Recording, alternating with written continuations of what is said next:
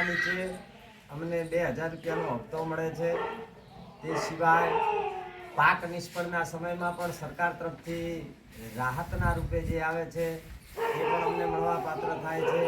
સાથે જ પશુપાલનની યોજનાઓમાં પણ અમને લાભ મળે છે।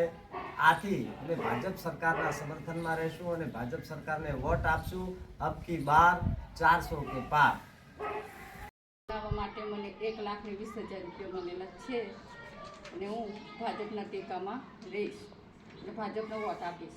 મળે છે 2000નો હપ્તો અને હું ભાજપને વોટ આપીશ। મળી રહે છે એટલે મોદી સાહેબનો આભાર।